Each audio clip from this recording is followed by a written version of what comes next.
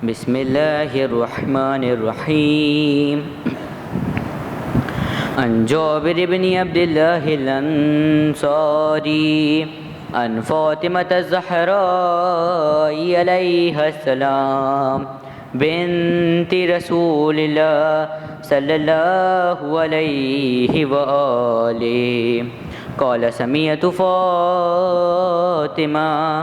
عليه السلام أنها قالت دخل علي أبي رسول الله في بعض الأيام فقال السلام عليك يا فاطمة، فقلت وعليك السلام. قال إني أجد في بدني ضعفا، فقلت له أعيذك بالله يا أبتاه من الضعف. فقال يا فاطمة ائتيني بالكساء اليماني فغطيني به، فأتيته بالكساء اليماني فغطيته به وسرت أنظر إليه وإذا وجهه يتلألأ كأنه البدر في ليلة تمامه وكماله.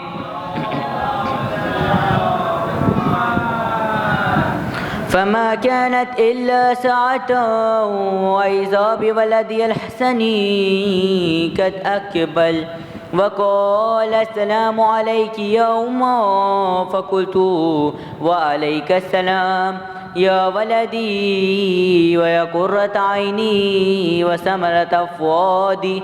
فقال يا أمه إني أشم عندك رائحة طيبة كأنها رائحة جدي رسول الله. فقلت نعم إن جدك تحت الكساء. فأقبل الحسن نحو الكساء وقال السلام عليك يا جدة يا رسول الله، أتأذن لي لأن أدخل معك تحت الكساء؟ فقال وعليك السلام يا ولدي ويا صاحب حوزي، قد أذنت لك. فدخل معه تحت الكساء. فما كانت إلا ساعة وإذا بولدي الحسين قد أقبل وقال السلام عليك يا أمه، فقلت وعليك السلام يا ولدي ويا قرة عيني وثمرة فؤادي.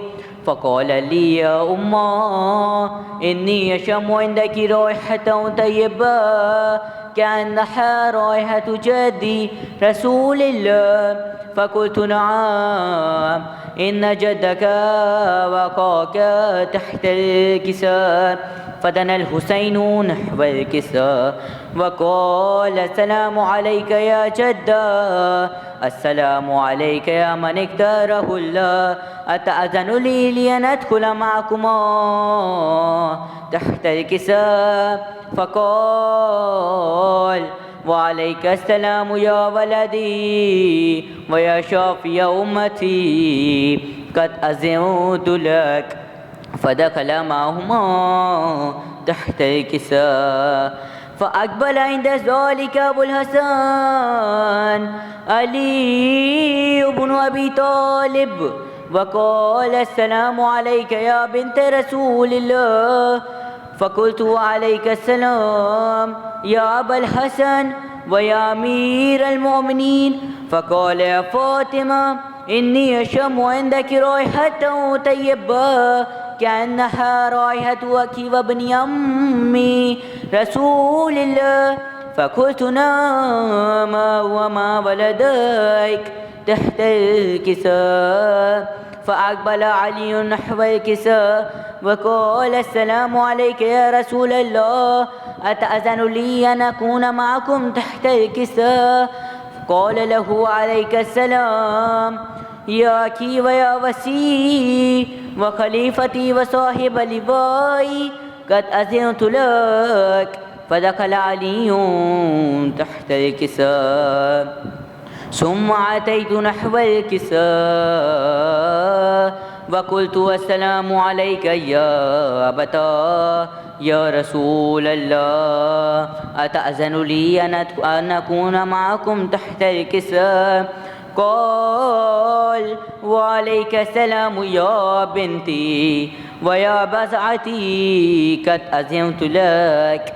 فدخلت تحت الكساء فلما اكتملنا جميعا تحت الكساء أخذ بي رسول الله بطرفي الكساء وأومع بيده اليمنى إلى السماء وقال اللهم إن هؤلاء أهل بيتي وخاصتي وحامتي لحمهم لحمي ودمهم دمي يعلمني ما يؤلمهم ويحزنني ما يحزنهم. أنا حرب لمن حاربهم وسلم لمن سالمهم وعدو لمن عاداهم ومحب لمن أحبهم. إنهم مني وأنا منهم. فاجعل سلواتك وبركاتك ورحمتك وغفرانك ورضوانك علي وعليهم وأذهب عنهم الرجس وطهرهم تطهيرا. فقال الله عز وجل يا ملائكتي ويا سكان سماواتي إني ما خلقت سماء مبنيا ولا أرضا مدهيا ولا قمرا منيرا ولا شمسا مضيا ولا فلكا يدور ولا بحرا يجري ولا فلكا يسري إلا في محبتي هؤلاء الخمسة الذين هم تحت الكساء. فقال أمين جبرائيل يا رب ومن تحت الكساء؟ فقال الله عز وجل هم أهل بيت النبوة ومعدن الرسالة هم فاطمة وأبوها وبعلها وبنوها.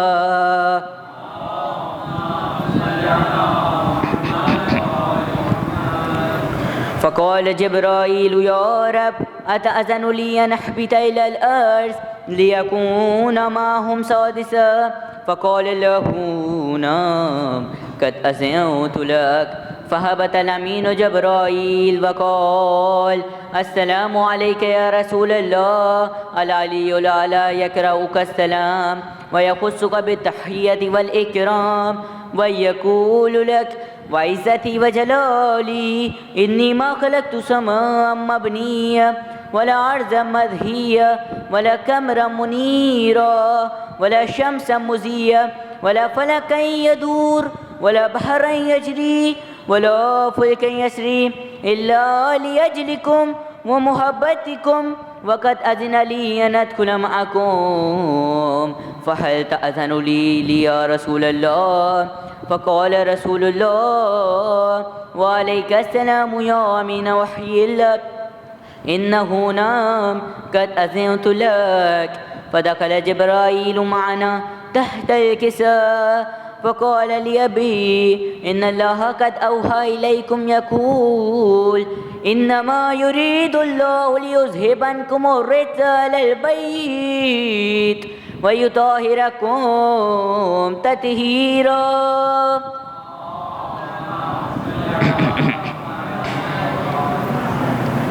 فقال علي لأبي يا رسول الله أخبرني ما لجلوسنا هذا تحت الكساء من الفضل عند الله.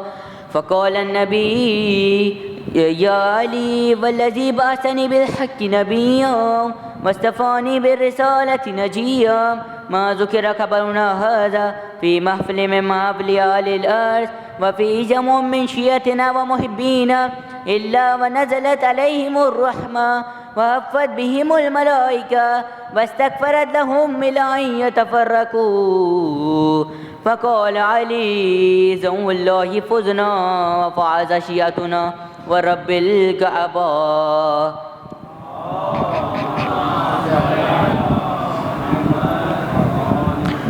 فقال بي رسول الله يا علي والذي بعثني بالحق نبيا واصطفاني بالرسالة نجيا ما ذكر خبرنا هذا في محفل من محافل آل الأرض وفي جمع من شيعتنا ومحبينا وفي محموم إلا وفرج الله عما ولا مغموم إلا وكشف الله غما ولا طالب حاجة إلا وكذا الله حاجته فقال علي إذا والله فزنا وسعدنا وكذلك شيعتنا فازوا وسعدوا في الدنيا والآخرة ورب الكعبة. میں گزارش کرتا ہوں سوسکانی کے فرائض انجام دینے کے لیے ادارے ترویج سوسکانی کے اراکین سے کہ وہ آئیں اور سوسکانی کے فرائض انجام دیں. بر محمد و آل محمد صلوات.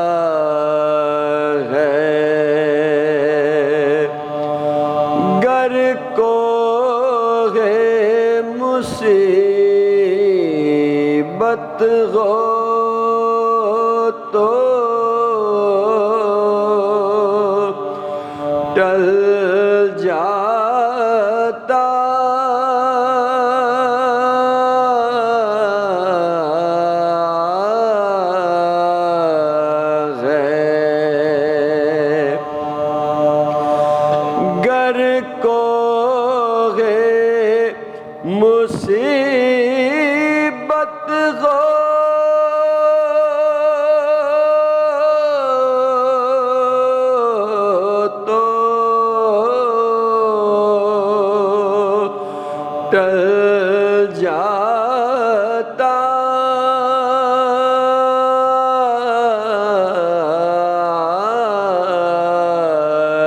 ہے، کیا نام ہے اس نام کے صدقے غودبیر،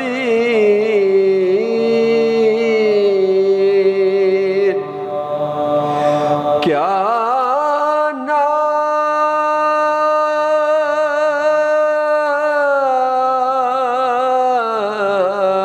نام ہے اس نام کے صدقے غودبیر، گرتا ہوا انسان سنبھل جاتا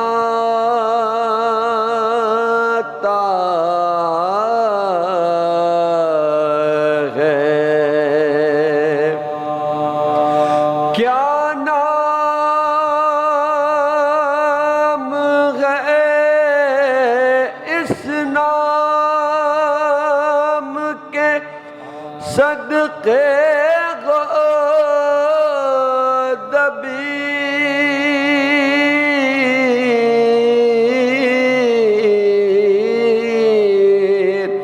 گرتا ہوا انسان سنبھل جاتا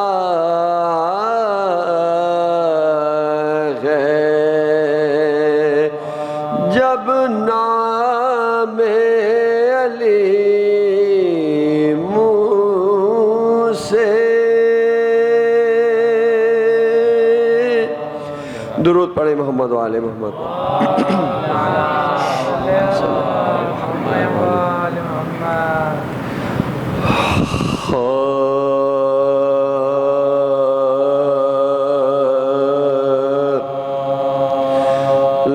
لگے ہتھیار جب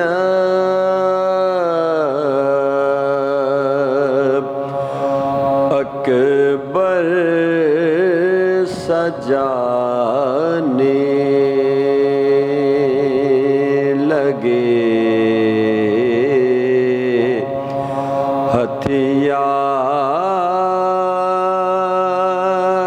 ہتھیار جب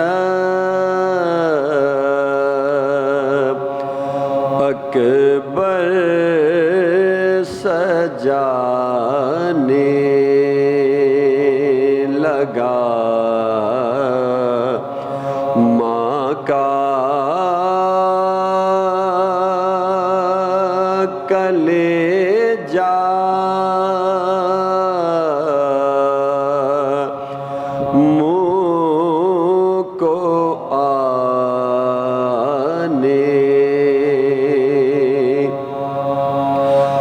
گئی، چپ کے سے عابد کے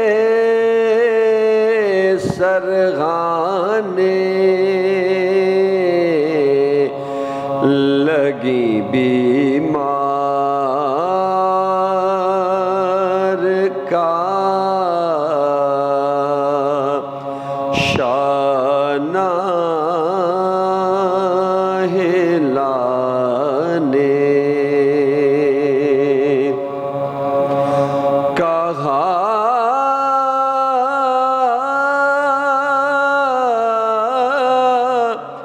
بیٹا اٹھو گھر،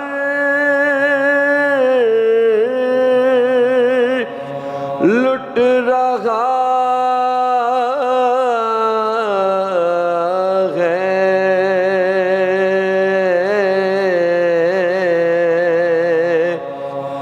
کہا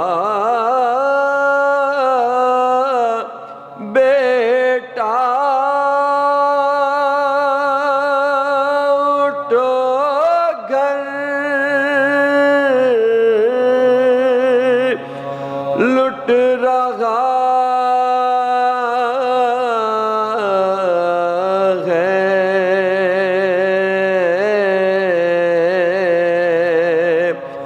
علی اکبر بھی ابرل کو چلا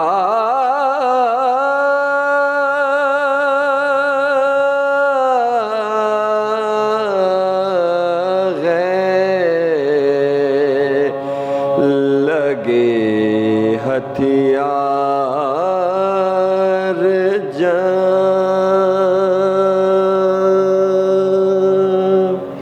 درود پڑھے محمد و آل محمد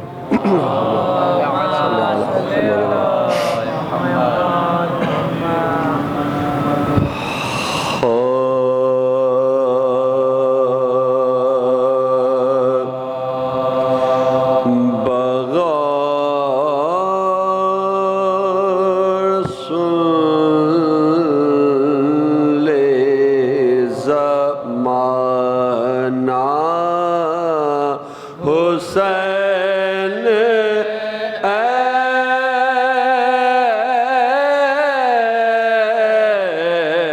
ایسے تھے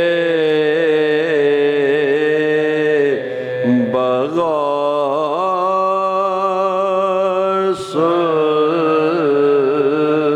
لے زمانہ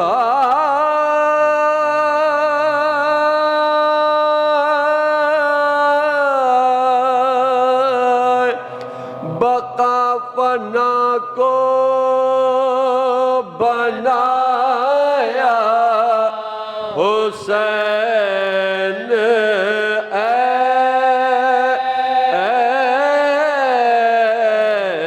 ایسے تھے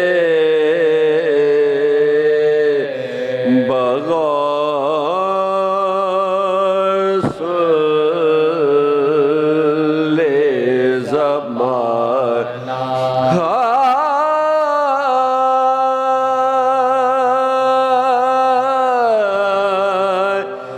چھری کے نیچے وہ خالق سے پیار کی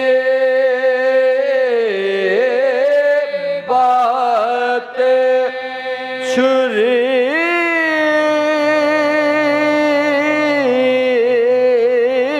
کے نیچے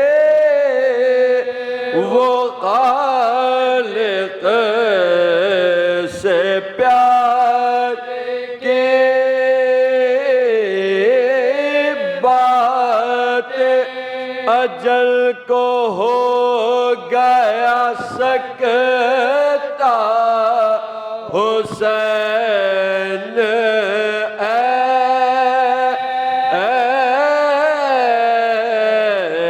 ایسے تھے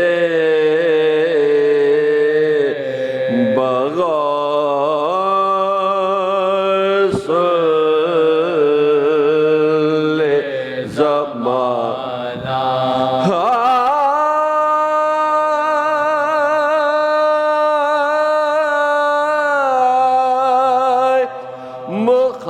مخالفت پا زمانہ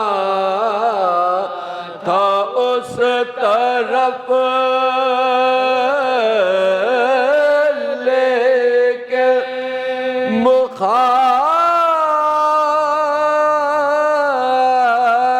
مخالفت پا زمانہ تھا اس طرف لیکن وہی کیا جو کہا تھا حسین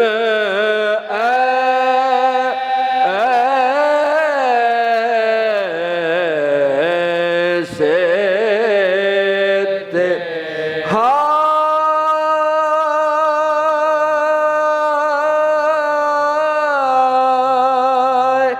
سپاہ شام شجاعت کالو مان گئے دبے نہ لاکھوں سے تیغا حسین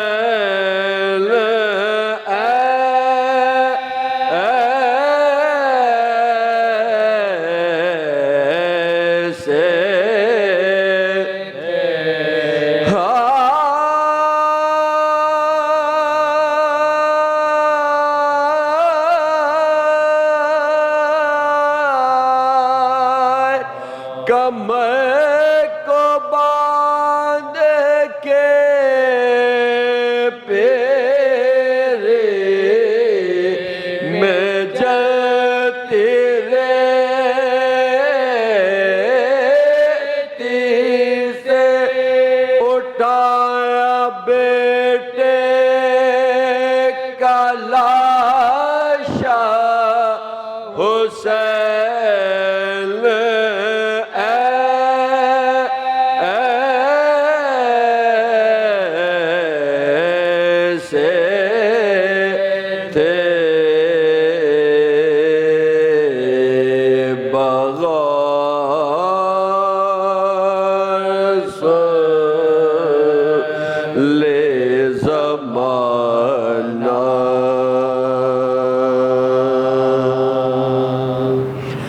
سورہ فاتحہ۔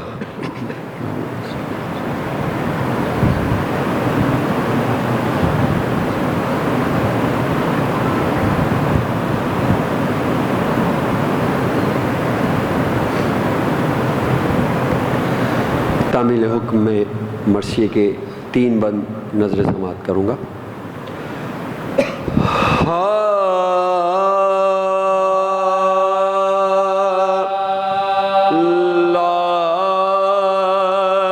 اکبر کی جو مقتل سے اٹھا لائے حسین نوجوان کو صف اول سے اٹھا لائے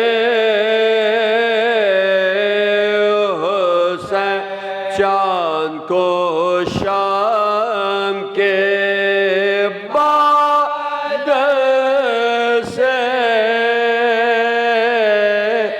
اٹھا لائے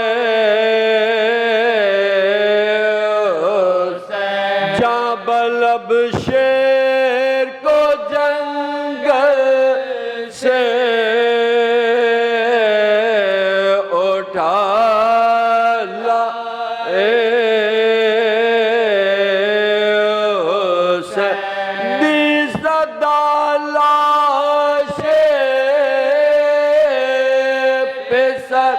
آن کے لے جا بانو چھد گایا برچھی سے اکبر کا کلیجہ بالو دیکھ لے آخری دیدار پہ سر مرتا ہے سامنے آنکھوں کے یہ نور نظر مرتا اب کوئی دم میں تیرا رشک قمر مرتا منہ سے باہر غضب تشنا جگر مرتا دم سینے میں رکا زخموں سے کو جاری ہے ہائے بانو تیرا گھر لٹنے کے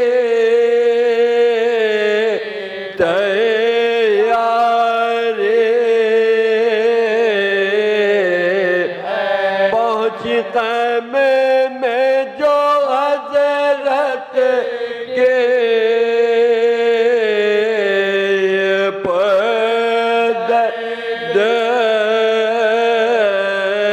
صدا مضطرب ہو گئی ناموں سے رسول دو سرا کاہ چلا کے سکینہ نے کہ ہے بھائی فضا دوڑی سوے در پہ کے سر پر سے پیٹتی زینب مضطر نکلا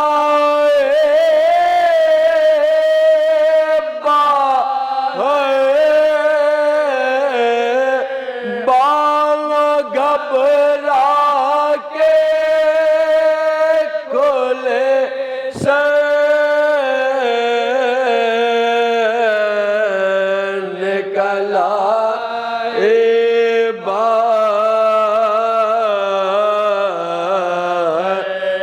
لا شک کے جو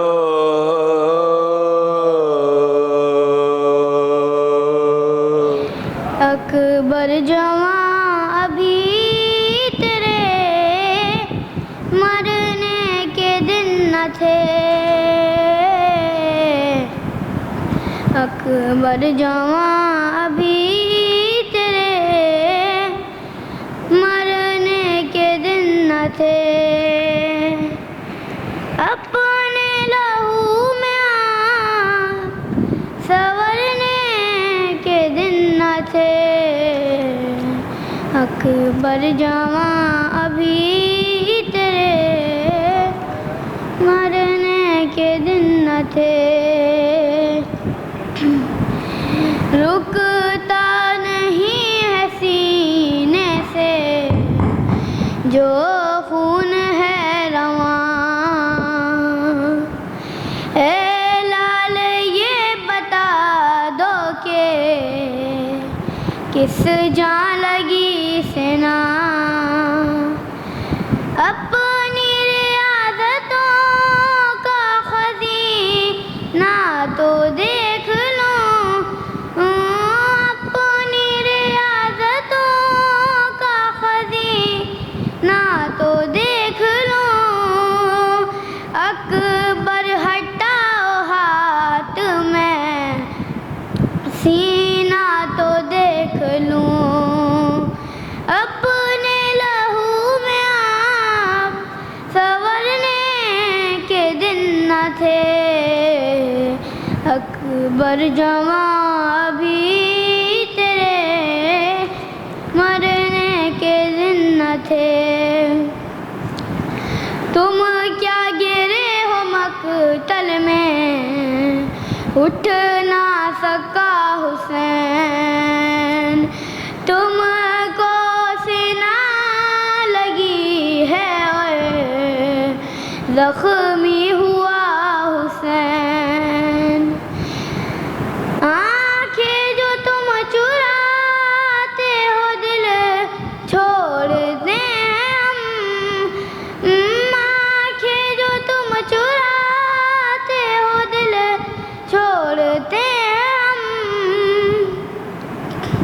तुम हिचकियाँ जो लेते हो दम तोड़ते हैं हम, अपने लहू में आप संवरने के दिन न थे, अकबर जवां भी तेरे मरने के दिन न थे।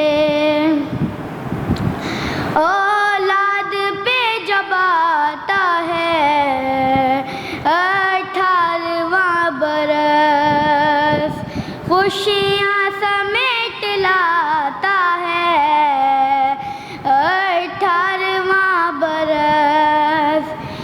दूल्हा से आप लगते थे हर एक लिबास में, दूल्हा से आप लगते थे हर एक लिबास में, दिल माँ का शाद रहता था सहरे की आस में, अपने लहू में आप संवरने के दिन न थे, अकबर जवां भी तेरे मरने के दिन न थे। बारिद के नारे सलवात।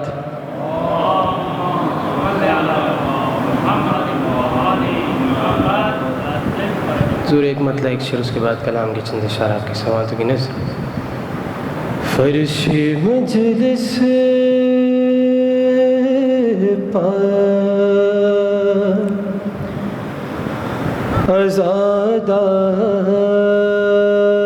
अज़ादार चले आते हैं,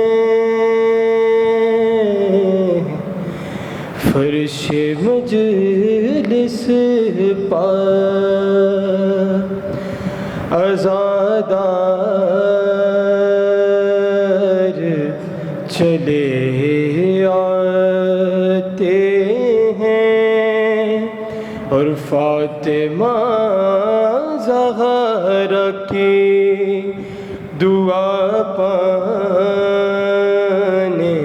चले आते हैं, फातिमा ज़हरा की दुआ पाने चले आते हैं, और फर्श मजलिस पा आज़ादारों को हैरत से न देख, फर्श मजलिस पा आज़ादारों को हैरत से न देख, भाई शम्मा जलती है तो परवाने चले आते हैं, शम्मा जलती है तो परवाने चले आते हैं। दरूद पढ़ दे मोहम्मद व आले मोहम्मद।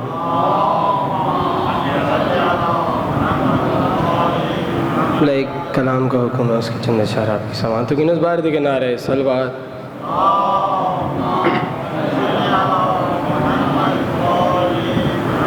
अकबर मैं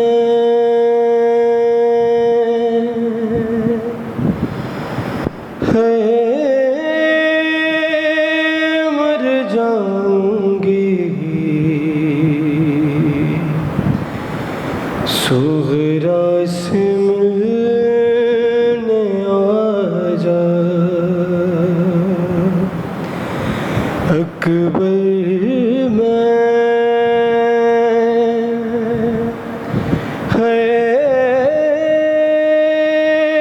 मर जाऊंगी,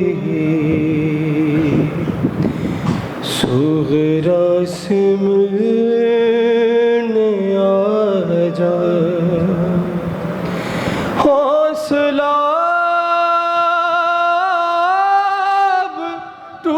ٹوٹنے والا ہے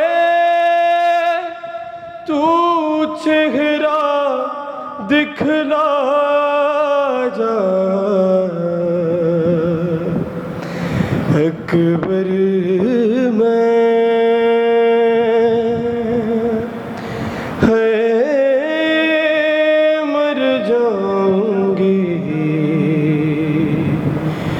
صغرا سے ملنے آ جا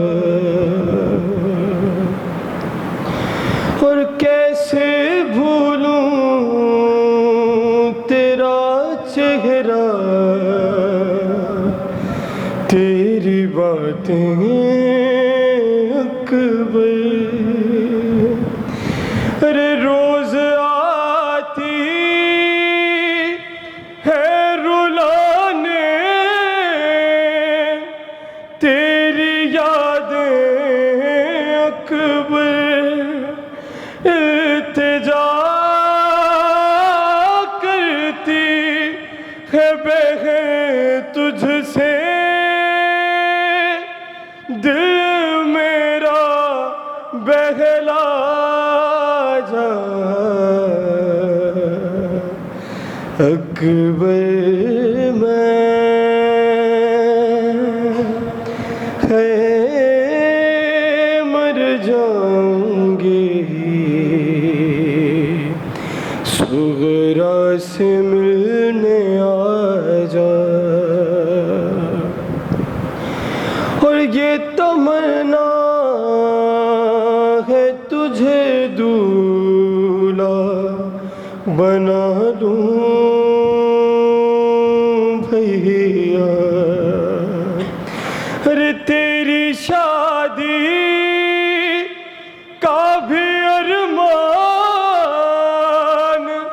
بڑھا لوں بھیا لوٹ اپنے سر پر مجھ سے تو صحرا سجوا جا اکبر میں ہے مر جاؤں گی صغرا سے ملنے آ جا اور نور تیرے ہی سبب رہتا تھا ہر منظر میں ارے روشنی تیرے ہی دم سے تھی ہمیشہ گھر میرا ویران اندھیرا ہے ایک چراغ جلا جا اکبر میں ہے مر جاؤں گی صغرا سے ملنے آ جا اور میں نے بھیجا ہے یہی تو تمہیں خط میں لکھ کر ارے چند ہی روز کی مہمان ہے تیری خواہر ایک دفعہ اتنی زحمت کر لے ارے میری قبر بنا جا اکبر میں ہے مر جاؤں گی صغرا سے ملنے آ جا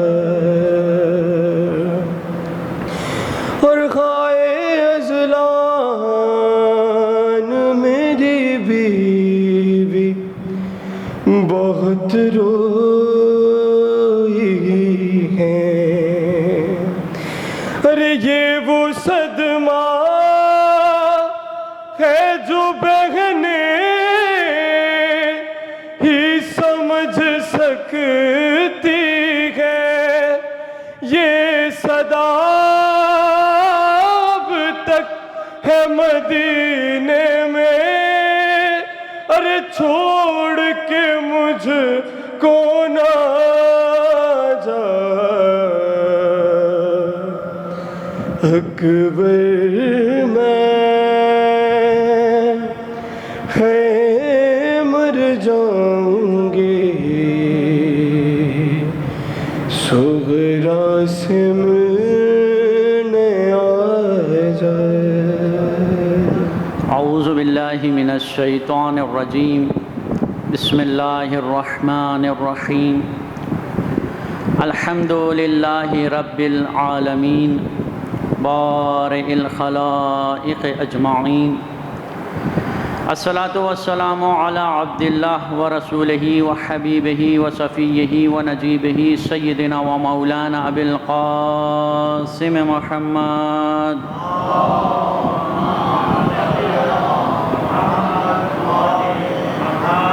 وعلی آل بیتہ الطیبین الطاہرین المعصومین المنتجبین، اما بعد فقد قال امام حسین علیہ السلام ایہا الامیر انا اہل البیت النبوہ ومعدن الرسالہ ومختلف الملائکہ ومحبت الرحمہ ویزید رجل شارب الخمر قاتل النفس محترمہ ومعلن بالفسق مثلی لا یبایع مثلہ۔ درود پڑھے محمد وآل محمد کی ذات پر۔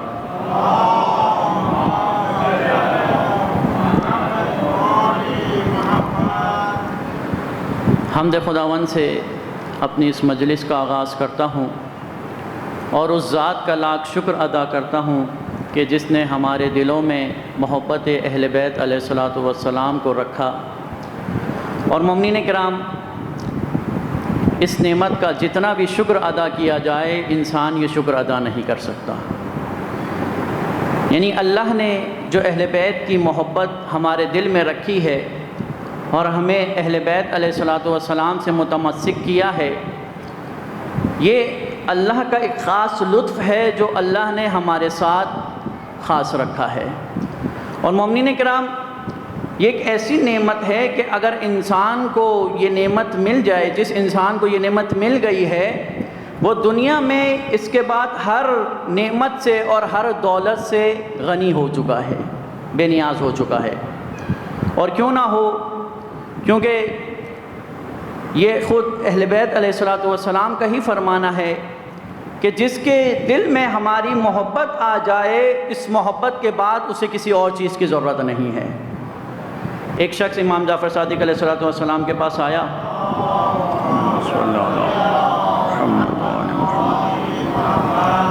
اور کہنے لگا کہ مولا فقیر ہوں، غریب ہوں۔ تو امام نے کہا کہ کس نے کہا کہ تم غریب ہو؟ حیران ہو گیا اور سوچنے لگا کہ مولا میری حالت دیکھ رہے ہیں اور میرے کپڑے دیکھ رہے ہیں، میرے حلیہ دیکھ رہے ہیں، میرے بچوں کی حالت دیکھ رہے ہیں، اور میں کہہ رہا ہوں کہ مولا میں فقیر ہوں، لیکن امام یہ فرما رہے ہیں کہ نہیں، تم فقیر تو نہیں ہو، تم تو غنی ہو، بے نیاز ہو۔ تو امام نے اس کے چہرے سے یہ حیرانگی جب دیکھی تو امام نے فرمایا اچھا یہ بتاؤ کہ اگر تمہیں دنیا کے برابر سونا اور چاندی دیا جائے، سورج کے برابر اگر تمہیں سونے کا ایک انبار دیا جائے، اور دنیا میں جتنی بھی نعمات ہیں، یہ چرند پرند پہاڑ ہیں، ان کے برابر اگر تمہیں دولت دی جائے سونا چاندی کی صورت میں، تو تم یہ دولت لینے کے لیے تیار ہو صرف اس بدلے میں کہ جو ہماری محبت اپنے دل میں رکھتے ہو، اس محبت کو نکال دو۔ کہنے لگا نا مولا، یہ سودا کرنے کے لیے تیار نہیں ہوں۔ تو امام نے فرمایا پھر بتا کہ تجھ سے زیادہ غنی کون ہوا، تجھ سے زیادہ بے نیاز کون ہوا کہ جسے دنیا کے برابر اور سورج اور چاند کے برابر سونا اور چاندی دیا جا رہا ہے، اتنی دولت سے نوازا جا رہا ہے، لیکن وہ اس چیز کو لینے کے لیے تیار نہیں ہے۔ کس چیز کے بدلے میں؟ اس چیز کے بدلے میں جو اللہ نے ہماری تمہارے دل میں رکھی ہے۔ تو مومنین کرام، یہاں سے اندازہ لگائیں کہ کتنی بڑی محبت، کتنی بڑی نعمت اللہ نے ہمارے دل کے اندر ڈالی ہے۔ اور مومنین کرام، اس محبت کا انسان جتنا شکر ادا کرے یہ شکر انسان ادا نہیں کر سکتا۔ اور یہ بھی یاد رکھیں کہ جس طرح ہر نعمت کا انسان نے شکر ادا کرنا ہے، اس طرح اس نعمت کا بھی شکر ادا کرنا پڑے گا۔ اور شکر کیا ہے؟ شکر یعنی جو اللہ نے تمہیں کوئی بھی نعمت دی ہے، اس نعمت کا اظہار کرنا، یہ اللہ کا شکر ادا کرنا ہے۔ درود پڑھیں محمد و آل محمد کی ذات پر۔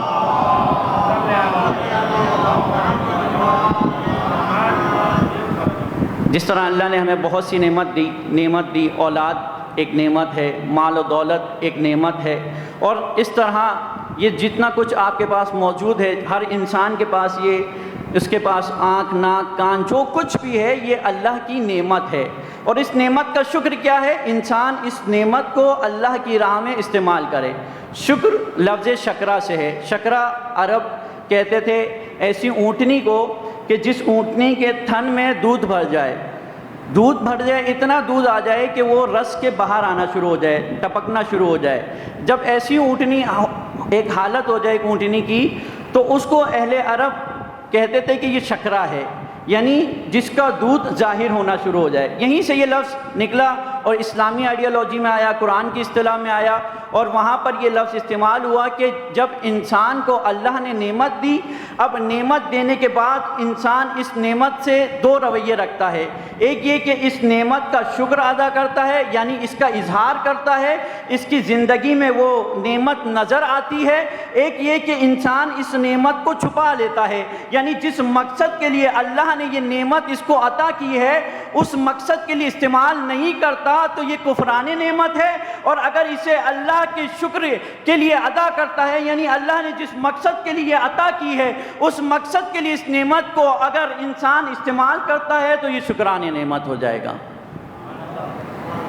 اب یہاں سے آپ لگا لیں، اگر انسان کو اللہ نے مال و دولت دیا، تو مال و دولت کا شکر کیا ہے؟ کہ اللہ کی راہ میں اس مال کو خرچ کرے، اللہ کی راہ میں اس مال کو دے، لوگوں کو عطا کرے، یہ مال کا شکر ادا کر رہا ہے۔ اولاد دی ہے، اولاد کا شکر کیا ہے؟ کہ جب تم نے امام کا واسطہ دے کر، اہل بیت کا واسطہ دے کر اولاد کو طلب کیا ہے، تو اب اس اولاد کو راہ خدا میں پیش کرو، اللہ کی خاطر اس اولاد کو آگے بڑھاؤ، آگے دو، اس کو اللہ کے کاموں کے لیے پیش کرو۔ اگر ایسا کر رہے ہو تو تم راہ خدا میں اس اولاد کا شکر ادا کر رہے ہو، اور اگر ایسا نہیں کر رہے تو پھر کفران نعمت کر رہے ہو۔ ایک مرتبہ درود پڑھیں محمد و آل محمد کے ذات پر۔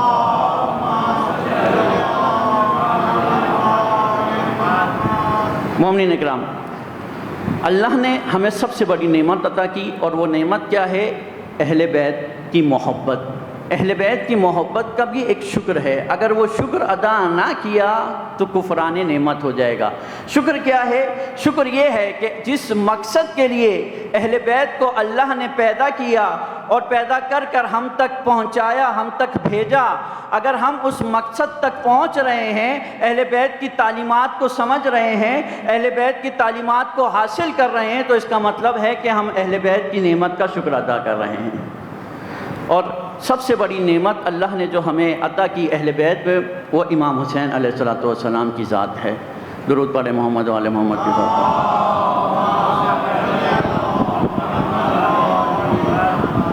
مومنین اکرام، امام حسین کی ذات جو تمام بشریت کے لیے، تمام انسانوں کے لیے، انسانیت کے لیے، قیامت تک کے انسانوں کے لیے نجات کی کشتی کا نام ہے۔ اور یہ رسول اللہ صلی اللہ علیہ وآلہ وسلم کا فرمانا ہے کہ ان الحسین مصباح الہدی و سفینۃ النجات، کہ بے شک حسین چراغ ہدایت اور نجات کی کشتی ہیں۔ یعنی اگر کوئی قوم چاہتی ہے کہ وہ نجات پا لے، نجات حاصل کر لے، تو اسے اس کشتی کے اندر سوار ہونا ہوگا۔ اور اسی طرح رسول اللہ نے فرمایا اِنَّ لِقَتْلِ الْحُسَيْنِ حَرَارَةً فِي قُلُوبِ الْمُؤْمِنِينَ لَا تَبْرُدُ أَبَدًا، کہ بے شک شہادت حسین میں ایک ایسی حرارت ہے جو قیامت تک مومنین کے دلوں کو گرمائے رکھے گی۔ تو مومنین اکرام یہ سارے ارشادات، اسی طرح رسول اللہ کا فرمانا کہ حسین منی و انا من الحسین، حسین مجھ سے ہیں اور میں حسین سے ہوں، اور اس طرح الحسن والحسین شباب اہل الجنہ کہ حسن اور حسین جنت کے جوانوں کے سردار ہیں، یہ وہ ساری تعلیمات ہیں، وہ سارے اقوال ہیں جو امام حسین کے بارے میں رسول اللہ نے اپنی زندگی میں ارشاد فرمائے۔ جب امام حسین چھوٹے تھے، جب آپ کا سن بہت چھوٹا تھا، 2 سال چند سال کے تھے، اس وقت رسول اللہ امت کو آگاہ کر رہے تھے اور امت کو بتا رہے تھے کہ اگر نجات ملے گی تو میرے حسین سے ملے گی، اگر ہدایت ملے گی تو میرے حسین سے ملے گی، اور اگر چاہتے ہو کہ جنت میں جاؤ اور جنت میں تمہارے سردار حسین ہو تو پھر یاد رکھنا کہ حسین کی تعلیمات پر عمل کرنا، اور جس مقصد کے لیے میرا حسین قدم اٹھائے گا اس مقصد کے لیے اپنے امام کے پیچھے چلنا۔ اگر تم اس مقصد میں امام کے ساتھ رہے تو کل جنت میں یہ حسین بھی تمہارے جنت کے سردار ہوں گے۔ مومنین اکرام، امام حسین کا یہ اقدام، رسول اللہ کی یہ ساری حدیثیں امام حسین کے اس وقت امام حسین کے بارے میں فرمائیں جب امام چھوٹے تھے، جب امام شہید نہیں ہوئے تھے، کربلا تک نہیں پہنچے تھے، لیکن امت کو آگاہ کر رہے تھے۔ کیوں؟ کیونکہ ایک وقت ایسا آئے گا کہ دین نابودی کی حد تک پہنچ جائے گا، اسلام کو خطرہ ہوگا کہ اب اسلام مٹ جائے، اب اسلام کا جو اسلام رسول اللہ لائے تھے اور جو اسلام اہل بیت کے ذریعے سے نافذ ہوا تھا، اب ایسا وقت آئے گا کہ اسلام کو ختم ہونا ہے، لیکن اس وقت یہ میرا حسین قیام کرے گا اور اپنے خون سے اس اسلام کی حفاظت کرے گا، اور اس کے بعد امت کے لیے ایک نجات کی راہ، ایک نجات کا خط کھینچے گا۔ پھر اس کے بعد جتنی امتیں آنی ہیں، جتنی نسلیں آنی ہیں، قیامت تک ہر نسل نے اگر اس حسین کے خط پر چلنا شروع کر دیا تو وہ قوم اور وہ نسل نجات پا جائے گی۔ درود پڑھیں محمد والے محمد کی ذات۔ مومنین اکرام، یہ ایام ماہ محرم و سفر در حقیقت یہ کیوں ہیں؟ تاکہ ہم امام حسین علیہ السلام کے مقصد کو سمجھیں، امام کے قیام کو سمجھیں۔ آپ کے سامنے جو موضوع ان چند دنوں کے اندر، 5 دنوں کے اندر آپ کے سامنے پیش ہوگا وہ یہی موضوع ہے کہ مقصد امام حسین علیہ السلام مدینہ سے کربلا۔ اگرچہ 5 دن کافی نہیں ہوتے کہ کوئی شخص آئے اور وہ مدینہ سے لے کر کربلا تک بتائے کہ امام حسین نے کیوں قیام کیا، امام کے نکلنے کا مقصد کیا تھا، لیکن ہم ایک کوشش کریں گے کہ روشنی ڈالیں اور امام حسین کے مقصد کو سمجھنے کی کوشش کریں کہ کیوں امام حسین علیہ السلام مدینہ سے نکلے، اور مدینہ سے نکلنے کے بعد پھر امام نے جس سے ملاقات کی، جس کے بارے میں کچھ فرمایا اور جس سے کتابت کی، خط لکھے، پھر مکہ میں امام نے قیام کیا، مکہ کے بعد پھر امام کوفہ کی طرف روانہ ہوئے اور کوفہ نہ پہنچ سکے۔ یہ سارے وہ امام کی تاریخ ہے، کربلا کی تاریخ ہے جو مدون ہو کر ہم تک پہنچی ہے۔ اگر ہم اسے ہی پڑھ لیں اور اسے سمجھ لیں اور ممبروں سے اس کو بیان کر دیا جائے تو خدا شاہد ہے کہ ہر نسل مقصد حسین سے آگاہ ہو جائے گی۔ اور پھر امام حسین کے مقصد سے آگاہ کیوں ہونا ہے؟ امام حسین کے مقصد سے اس وجہ سے ہمیں آگاہ ہونا ہے تاکہ ہم اپنے زمانے میں پہچان سکیں کہ آج کون سی جگہ کربلا ہے اور کون سا دن عاشورہ ہے۔ جس طرح ہم نے سنتے ہیں کہ کلو یوم عاشورہ و کلو ارض کربلا، یہ بات ہمیں اس وقت سمجھ آئے گی جب ہم امام حسین علیہ السلام کے مقصد کو سمجھ سکیں۔ اور امام کا مقصد ہمیں کیسے سمجھ آئے گا؟ امام کا مقصد، امام کے قیام کا جو امام کا ہدف تھا، جو امام کا قیام تھا، اس کا مقصد ہمیں کوئی ذاکر یا خطیب یا کوئی عام انسان نہیں سمجھا سکتا۔ اگر حسین کے مقصد کو سمجھنا ہے تو حسین کے مقصد کو سمجھنے کے لیے امام حسین کے کلام کی طرف رجوع کرنا پڑے گا۔ درود پڑھیں محمد والے محمد کے بعد۔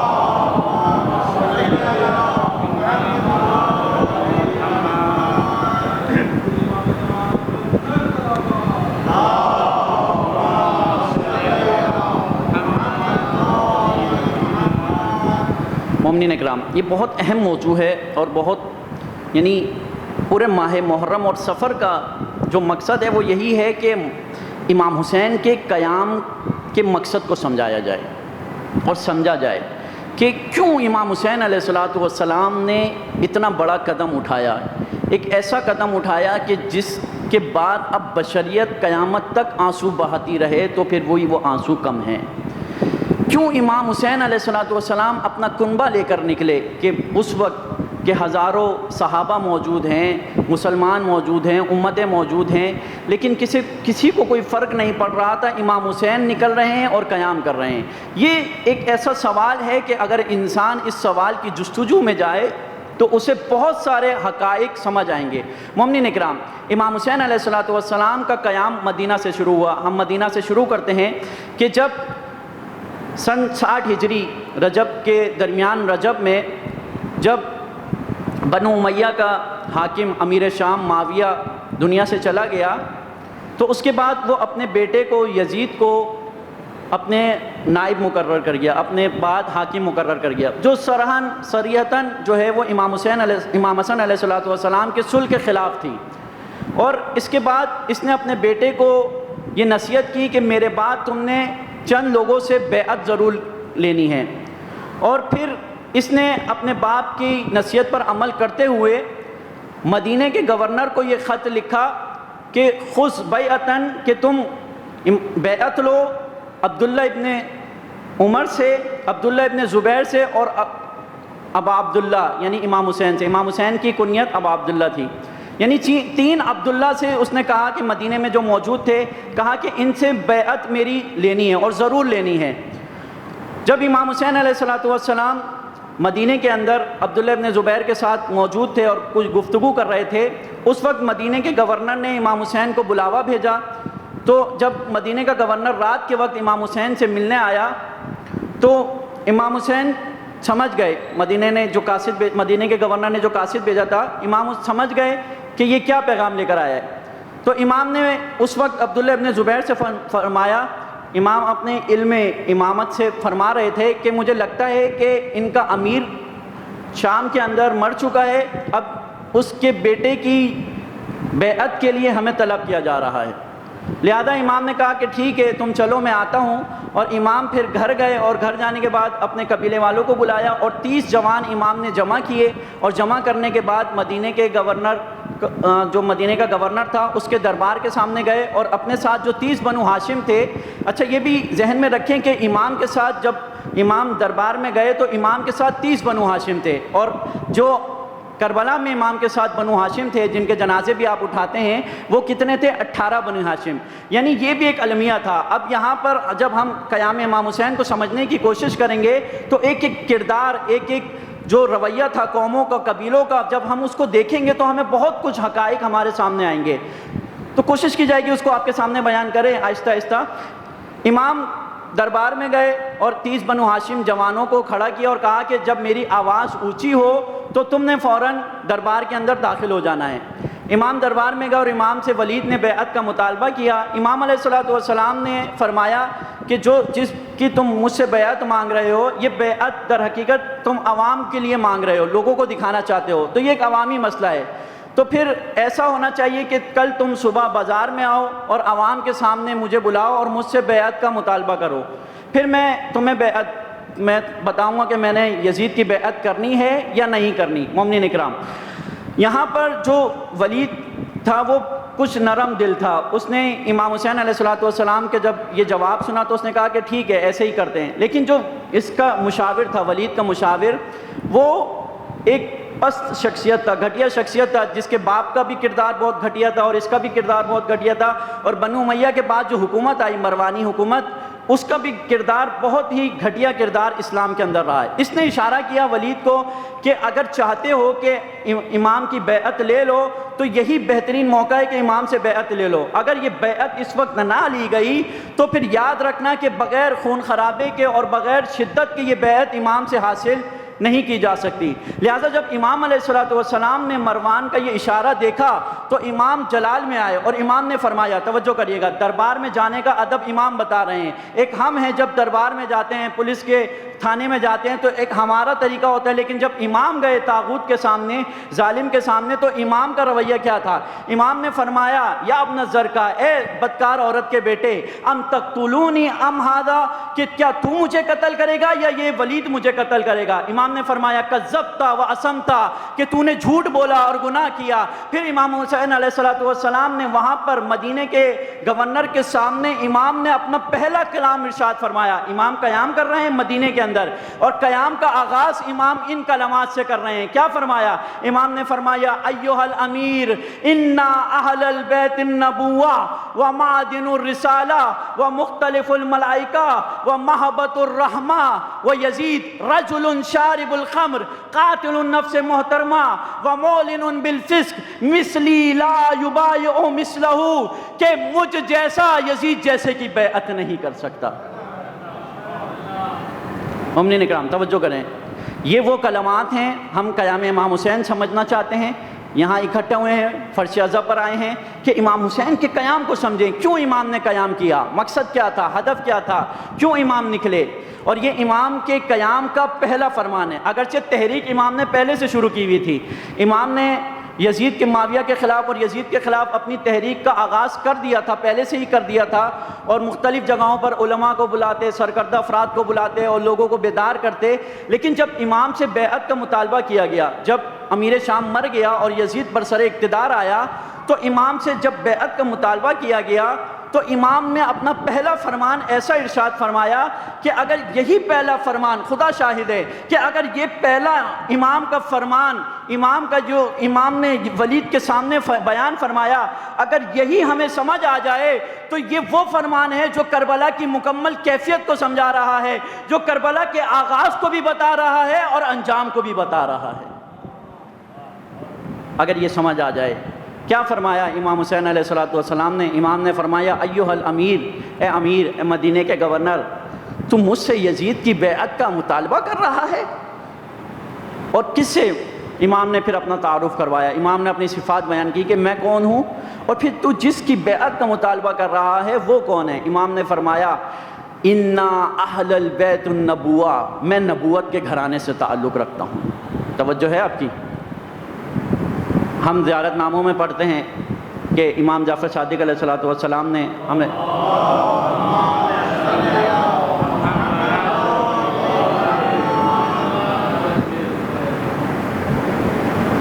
ہمیں تعلیم دی ہے امام نے کہ جب بھی امام حسین پر سلام بھیجو، اور یہ زیارت بہت معتبر زیارت ہے، پڑھا کریں، زیارت وارثہ.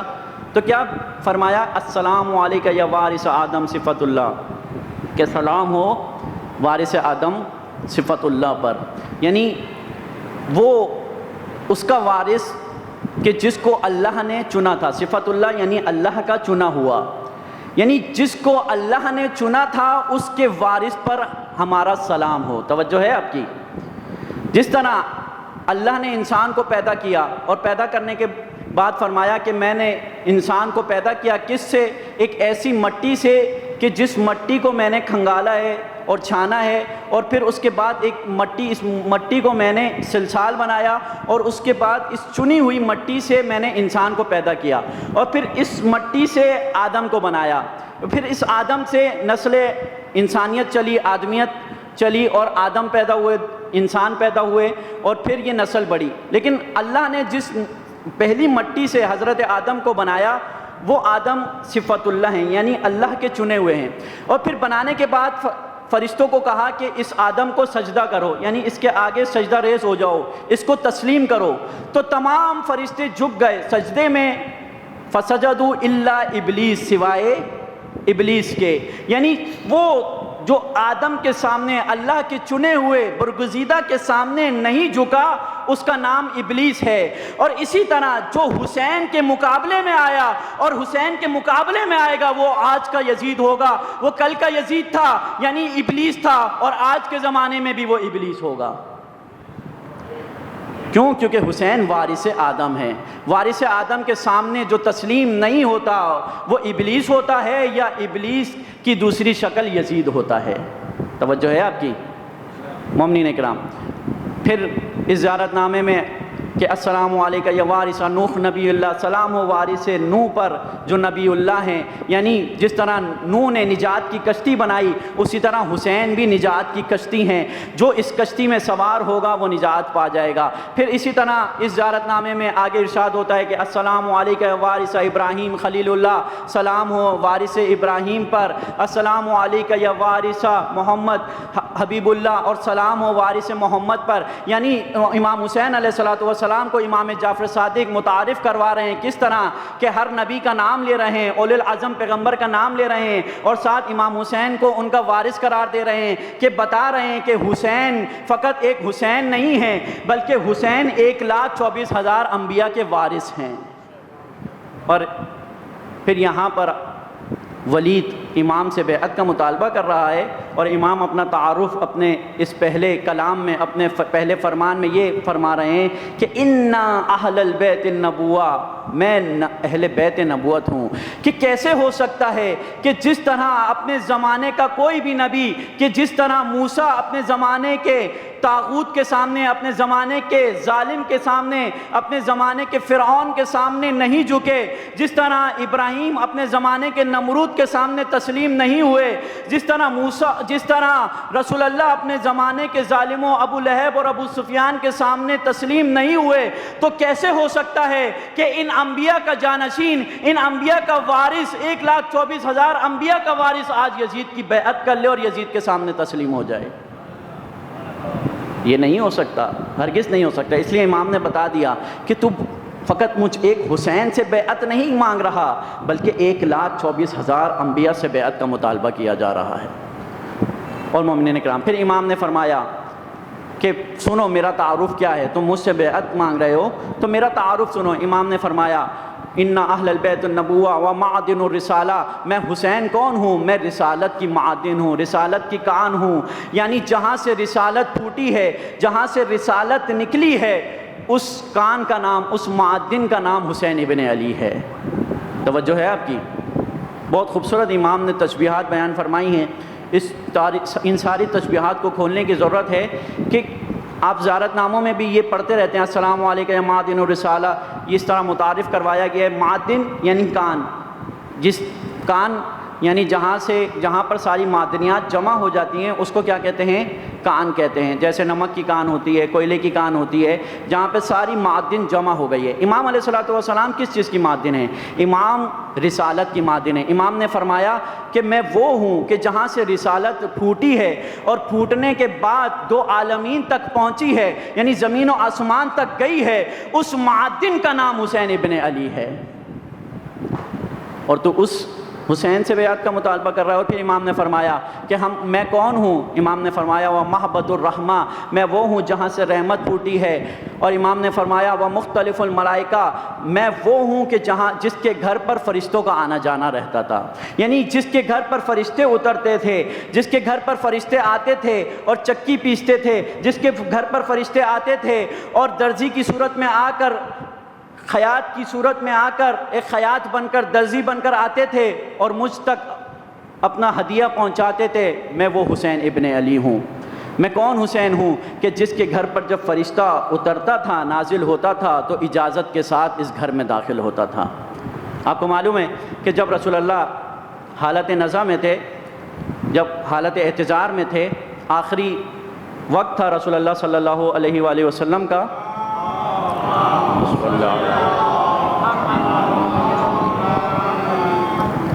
تو ایک فرشتہ رسول کے در پر حاضر ہوا اور اس نے کھٹکھٹ کی، دروازے کو دستک دی۔ تو بی بی نے فرمایا کہ اے سائل، تو جو بھی ہے لوٹ جا، میرے بابا کی اس وقت حالت صحیح نہیں ہے۔ تھوڑی دیر بعد دوبارہ دستک ہوئی، پھر بی بی نے یہی فرمایا۔ جب تیسری بار دستک ہوئی تو رسول اللہ کی آنکھ کھل گئی اور رسول اللہ نے فرمایا کہ بی بی، اے میری بیٹی، دروازے پر وہ آیا ہے جو کسی سے اجازت لینے کا محتاج نہیں ہے، جو کسی کو دستک نہیں دیتا۔ دروازے پر ملک الموت آیا ہے، لیکن وہ تیرے احترام میں اور اس دروازے کے احترام میں تجھ سے اجازت طلب کر رہا ہے، اسے اجازت دے دے۔ یعنی اور امام حسین یہاں پر یہی اپنا تعارف کرا رہے ہیں کہ میں کون ہوں؟ وہ مختلف الملائکہ، میں وہ ہوں کہ جس کے گھر پر ملائکہ کا آنا جانا رہتا تھا۔ مومنین اکرام، یہ امام حسین نے اپنا تعارف کرایا کہ میں انا اہل البیت النبوہ و معدن الرسالہ و مختلف الملائکہ و محبت الرحمہ، کہ ہم وہ ہیں کہ جو وارث انبیاء ہیں، اور وارث انبیاء کبھی بھی یزید کی بیعت نہیں کر سکتا۔ مومنین اکرام، امام حسین نے جو انبیاء سے وراثت میں لیا ہے، وراثت میں اسلام سے بہت سے لوگوں نے بہت کچھ لیا، اپنی جائیداد بنائی۔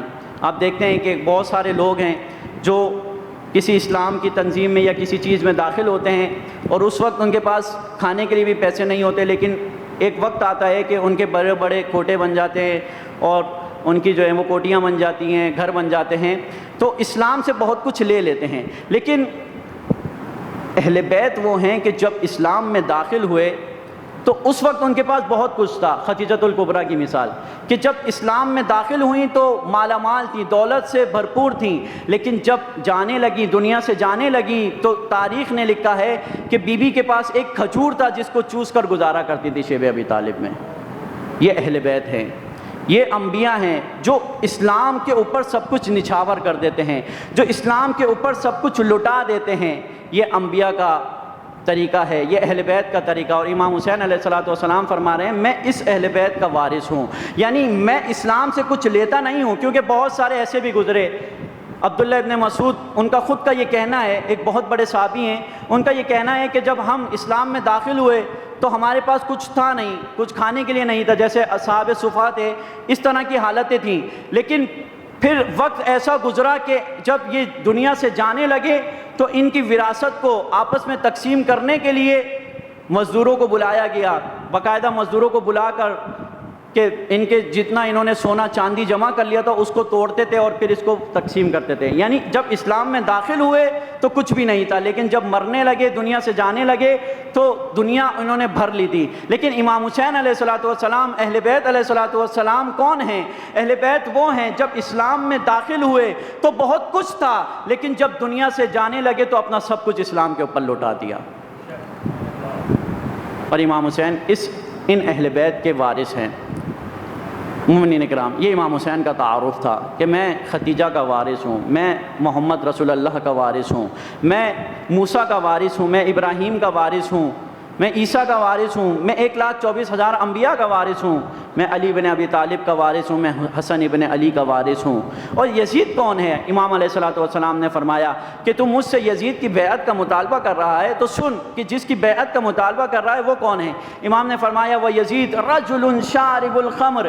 یزید کون ہے؟ یزید شرابی ہے، یعنی شراب خور ہے، نشئی ہے، چرسے اور بھنگے پینے والا اور بانٹنے والا یہ یزید ہے، نشے میں رہنے والا، مست رہنے والے شخص کا نام یزید ہے۔ وقاتل نفس محترمہ، اور یزید کون ہے؟ یزید وہ ہے جو نفس محترمہ، معصوم لوگوں کو، بے گناہ لوگوں کا قاتل ہے، جس نے اصحاب رسول کو قتل کیا، بے گناہ لوگوں کو قتل کیا، اور بے دردی سے بہت سارے لوگوں کو اس نے شہید کروایا، یہ یزید ہے۔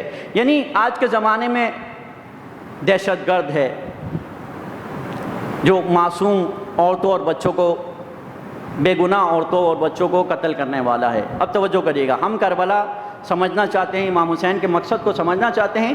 امام کے اس کلام کی روشنی میں ہم نے آج دیکھنا ہے کہ کون ہے جس کے اوپر وارث حسین کے صفات فٹ آتی ہیں، اور کون ہے کہ جس کے اوپر یزید کی وراثت کی صفات فٹ آتی ہیں۔ امام نے فرمایا یزید کون ہے؟ یزید وہ ہے جو قاتل ہے، یزید وہ ہے جو دہشت گرد ہے، یزید وہ ہے جو نشئی ہے، جو مست ہے۔ اور یزید کون ہے؟ امام نے فرمایا یزید معلن بالفسق، اور یزید وہ ہے جو کھلم کھلا علل اعلان فسق و فجور کرنے والا ہے، یعنی کھلم کھلا بے حیائی پھیلانے والا ہے۔ یزید وہ ہے جو حرام خدا کو حلال کرتا ہے اور حلال خدا کو حرام کرتا ہے۔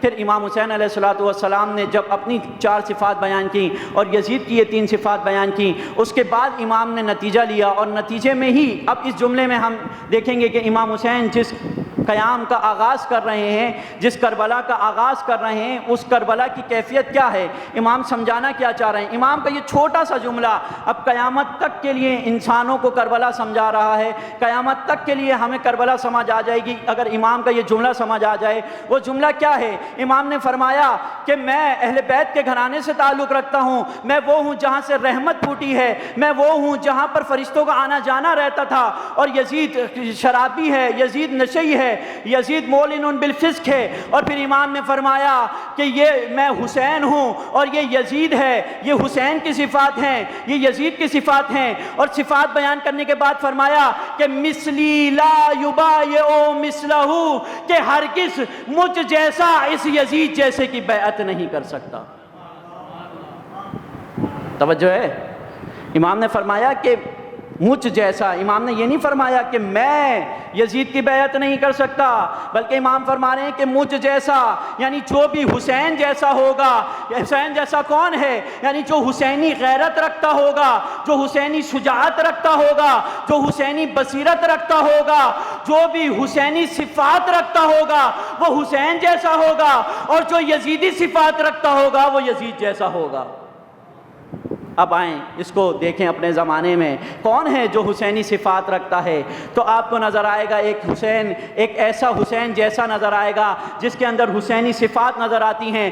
آج کا حقیقی عزادار وہ کون ہے؟ وہ سید علی خامنائی ہے کہ جس کے اندر حسینی خون دوڑ رہا ہے، جس کے اندر حسینی بصیرت ہے، جس کے اندر حسینی شعور ہے، جس کے اندر حسینی غیرت ہے، اور اس کی وہ حسینی غیرت ہے جو آج کے یزید کو تسلیم نہیں کرنے دے رہی ہے۔ آپ دیکھیں آج تمام مسلمانوں نے، امام حسین کے دور میں جو ماحول تھا، کیا ماحول تھا؟ تمام صحابہ نے، تمام جتنے بھی اکابرین تھے، سب نے یزید کو قبول کر لیا، خاموش ہو گئے۔ یزید پر سر اقتدار آ گیا، ٹھیک ہے آنے دو، ہمیں کوئی فرق نہیں پڑتا، سب نے قبول کر لیا، لیکن حسین ابن علی نے قبول نہیں کیا، اور بتا دیا کہ میں کیوں نہیں قبول کر سکتا، کیونکہ میں وارث انبیاء ہوں، میں 1,24,000 انبیاء کا وارث ہوں، میری غیرت اجازت نہیں دیتی، میں نے جس آغوش میں تربیت پائی ہے وہ غیرت اجازت نہیں دیتی کہ میں یزیدیت کا راستہ اپنا لوں، میں یزید کو تسلیم کر لوں۔ مومنین کرام، آج بھی یزید جیسے لوگ موجود ہیں۔ آج کی یزیدی صفات کس پر فٹ آتی ہیں؟ ہم اگر ہمارا کوئی دشمن ہو، چھوٹا موٹا دشمن ہو، ہم اس کے اوپر جا کر یزید کی صفات فٹ کر دیتے ہیں، یہ تو بڑا یزید ہے۔ نہ، آپ دیکھیں یزید کی صفات، امام نے جو 3 صفات بیان کی ہیں، آج کی اگر یہ یزید کی اتم صفات کسی پر فٹ آتی ہیں تو وہ آج کا امریکہ اور اسرائیل ہے کہ جو آج کھلم کھلا دہشت گردی کر رہا ہے، معصوم بچوں اور عورتوں کا قتل عام کر رہا ہے، ہزاروں 50,000 سے زائد بچوں اور عورتوں کو شہید کر چکا ہے، جو آج کھلم کھلا فسق و فجور کر رہا ہے، بے حیائی پھیلا رہا ہے، بے حیائی کی تہذیب پوری دنیا کے اندر پھیلا دی ہے۔ تو آج کا یزید امریکہ اور اسرائیل ہے، اور اس یزید کے سامنے آج اگر کوئی قیام کر کے کھڑا ہے تو وہ حسین ابن علی والے ہیں۔ وہ آج کا عزادار حسین ابن علی کو ماننے والا، حسین ابن علی جیسی صفات رکھنے والا سید علی خامنائی ہے۔ آپ دیکھیں یہ امام حسین نے، مومنین کرام، مدینے میں امام سے بیعت کا مطالبہ تو کیا گیا، لیکن یزید یہ سمجھ رہا تھا کہ امام سے بیعت مانگوں گا، اور اگر امام نے بیعت نہ کی تو امام کو شہید کر دیا جائے گا۔ لیکن امام نے اس کو بتایا تو بیعت تو مانگے گا اور تو اپنے باپ کے منصوبے پر عمل کرے گا، اپنے باپ کی وصیت پر عمل کرے گا، مجھ سے بیعت مانگے گا، لیکن یاد رکھنا کہ ایک وصیت میرے بابا بھی مجھ کو بتا کر گئے ہیں، ایک وصیت میرے نانا بھی مجھ کو کر کے گئے ہیں، اور میں اس وصیت پر عمل کروں گا۔ اور پھر وہ وصیت کیا ہے کہ جب بھی یزید جیسا حکمران پر سر اقتدار آ جائے تو پھر میں اپنا سر کٹا تو سکتا ہوں لیکن سر جھکا نہیں سکتا۔ یہ حسین ابن علی کا پیغام ہے، اور امام حسین علیہ السلام نے کربلا کا آغاز اس طرح کیا۔ در حقیقت یزید نے بیعت کا مطالبہ کیا، اور بیعت کا مطالبہ کرنے کے بعد وہ یہ سمجھ رہا تھا کہ یا بیعت ہو جائے گی یا امام حسین کو شہید کر دیا جائے گا، لیکن اسے معلوم نہیں تھا کہ جس سے بیعت کا مطالبہ کر رہا ہے وہ حسین ابن علی ہے، وہ اللہ کا چنا ہوا ہے، وہ اس کا وارث ہے جس کو اللہ نے سب سے پہلے چنا، اب اس کی وراثت میں وہ آیا ہے، تو وہ بھی ایک منصوبے پر عمل کر رہا ہے تو بیعت تو مانگے گا، لیکن یہ یاد رکھنا کہ بیعت مانگنے کے بعد جس جنگ کا تو آغاز کرے گا اس جنگ کا اختتام نہیں ہوگا، بلکہ اس جنگ کا اختتام اس وقت تک نہیں ہوگا جب تک دنیا سے یزیدیت کا خاتمہ نہیں ہو جائے گا۔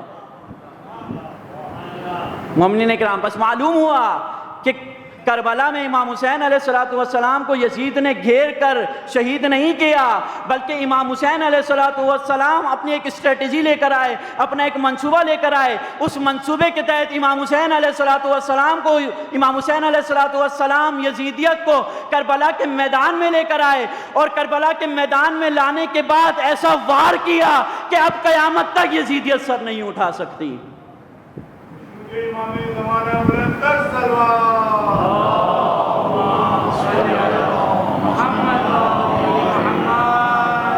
اب قیامت تک یزیدیت کو رسوا کر دیا، امام نے نقاب اتار دیا۔ در حقیقت یزید ابتدا تو کر رہا تھا، لیکن امام نے ایک نقشہ کھینچا، ایک نقشہ اپنے تحت کھینچا، اور وہ نقشہ کیا تھا کہ جب یہ مجھ سے بیعت کا مطالبہ کرے گا تو پھر بیعت کا مطالبے کے بعد میرا بھی ایک رد عمل ہوگا، اور وہ رد عمل ایسا ہوگا کہ جس کا انجام امام حسین علیہ السلام نے سمجھا دیا کہ اس کا آغاز یزید کرے گا بیعت کا مطالبہ کر کے، لیکن اس کا انجام اب اس کے ہاتھ میں نہیں رہے گا۔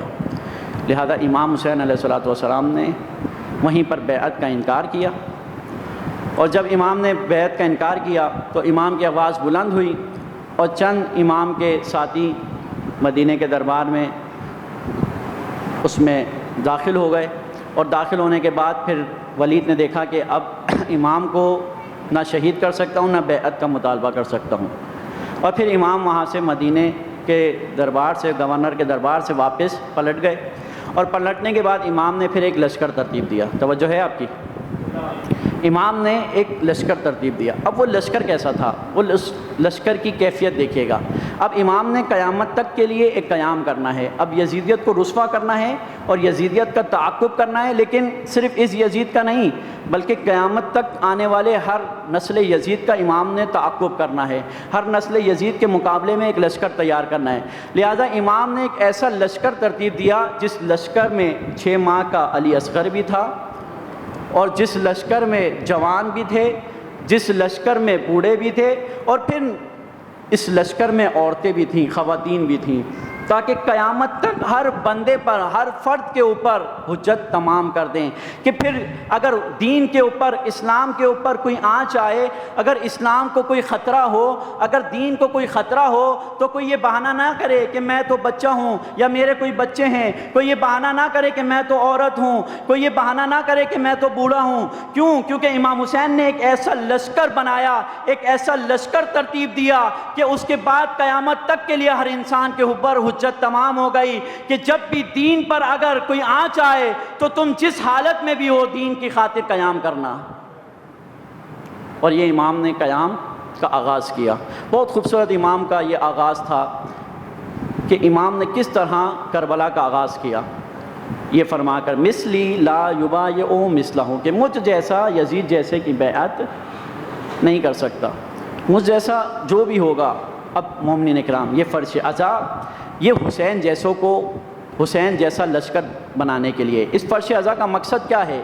اس فرش عزا کا مقصد یہ ہے کہ اس فرش عزا کے ذریعے سے مومنین کے اندر، عزاداروں کے اندر ایسی صفات پیدا کی جائیں کہ جس سے وہ حسین جیسے بن جائیں۔ حسین تو کوئی نہیں بن سکتا، توجہ ہے آپ کی؟ حسین ایک تھا اور اب کوئی قیامت تک دوسرا حسین نہیں آ سکتا، جس طرح کوئی ایک علی تھا اور قیامت تک کوئی دوسرا علی پیدا نہیں ہو سکتا۔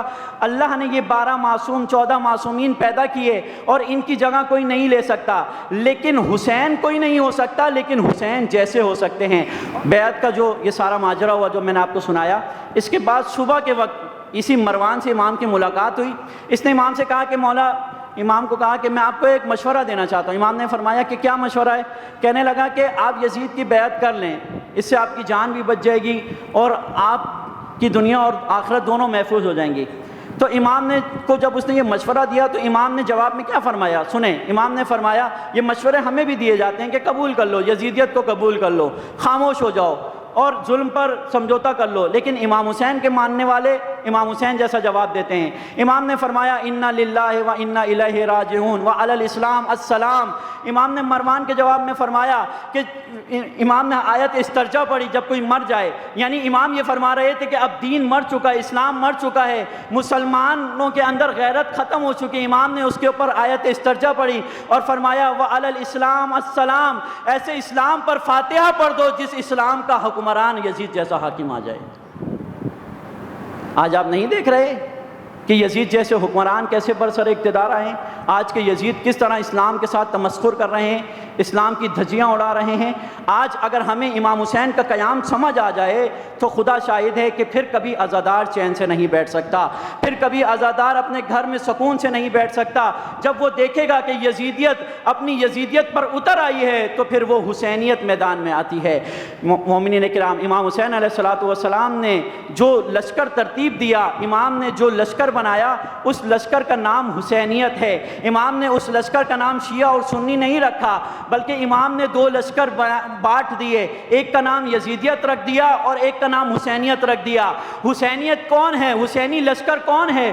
حسینی لشکر وہ ہے جو زمانے کے یزید کے سامنے کھڑا ہو کر اس یزید کے خلاف قیام کر رہا ہے، اس یزید کے ظلم کے خلاف آواز اٹھا رہا ہے، اس یزید کو للکار رہا ہے۔ یہ حسینی لشکر میں ہے۔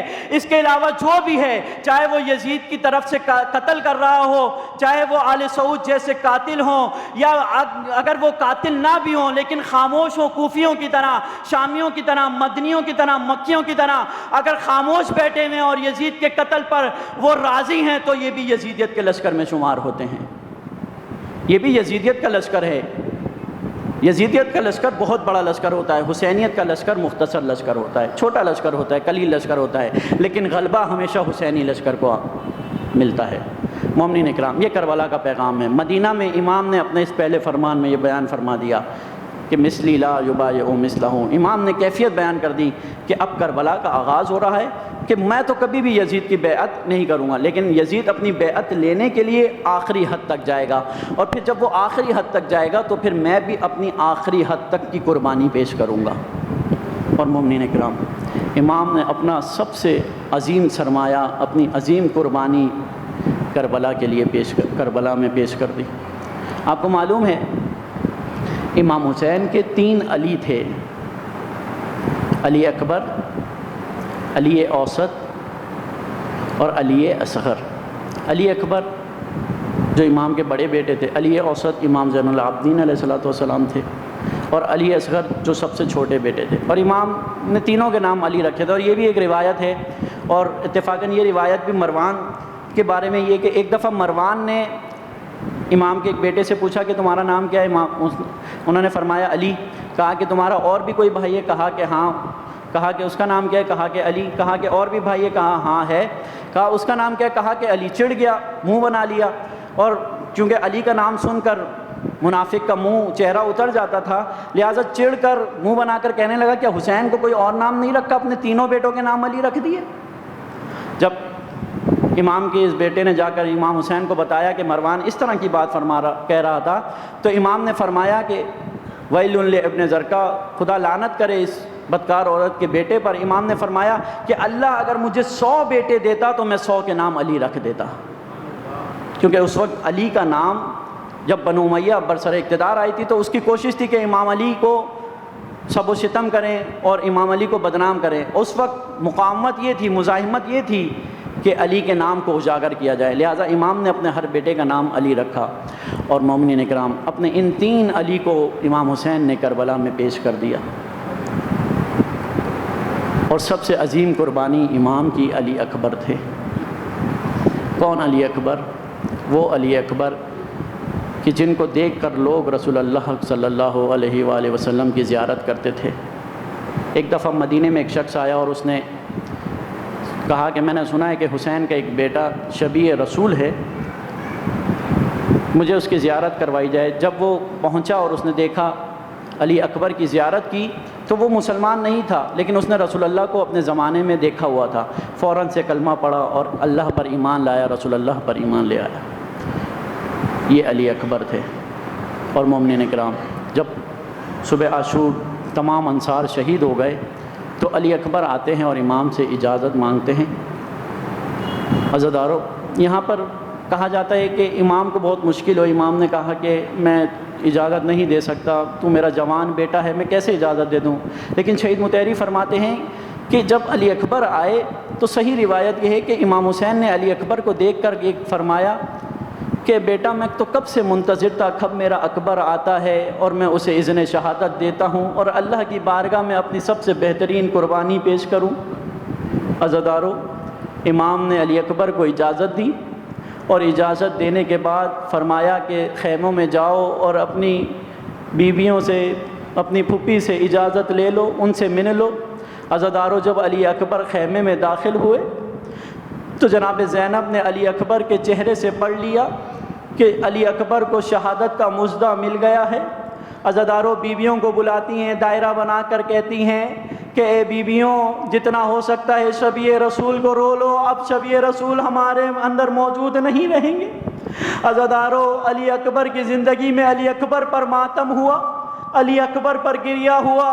اور عزادارو، پھر علی اکبر جب میدان میں جانے لگے تو امام حسین علیہ السلام نے عباس کو کہا، کیونکہ اس سے پہلے جب بھی کوئی میدان میں جا رہا تھا تو قانون یہ تھا کہ عباس اسے تیار کرتے تھے اور وہ مجاہد جاتا، وہ انصار جاتا یا وہ بنو ہاشم جاتا اور جنگ کرتا، اور جب وہ شہید ہو جاتا تو امام حسین جاتے، اس کے جنازے کو اٹھاتے اور گنج شہداء میں لا کر رکھ دیتے. لیکن جب علی اکبر کی باری آئی تو قربان جاؤں اپنے مولا پر، فرماتے ہیں کہ عباس میں اپنے بیٹے کو خود تیار کروں گا. بس عزادارو، کس طرح مولا اپنے بیٹے کو تیار کرتے ہیں؟ راوی کہتا ہے بالکل اسی طرح جس طرح رسول اللہ علی کو جنگ میں جانے سے پہلے تیار کرتے تھے، اسی طرح حسین نے اپنے بیٹے کو تیار کیا.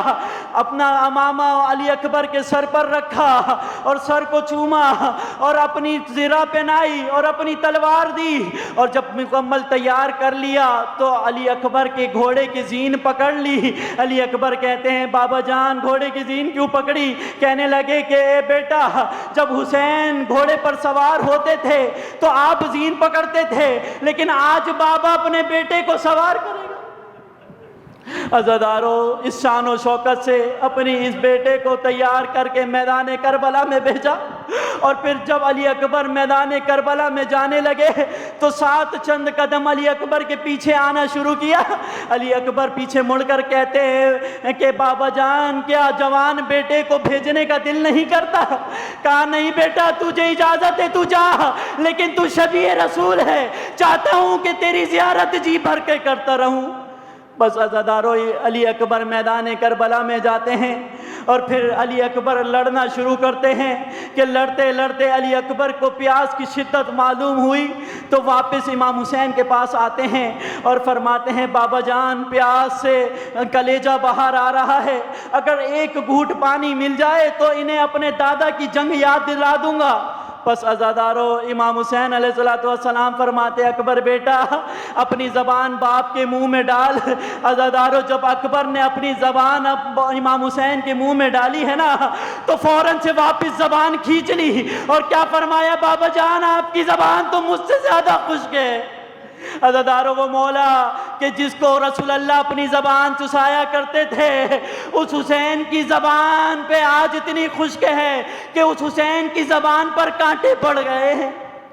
عزادارو، امام فرماتے ہیں اکبر جاؤ جنگ کرو، تمہیں نانا رسول تمہیں حوض کوثر پہ سیراب کریں گے، دادا علی حوض کوثر پر سیراب کریں گے. اور عزادارو، پھر حسین دعا کا ہاتھ بلند کرتے ہیں اور فرماتے ہیں خدا تو دیکھ رہا ہے کہ جوان بیٹا 2 گھونٹ پانی طلب کر رہا ہے لیکن باپ کے پاس پانی نہیں ہے.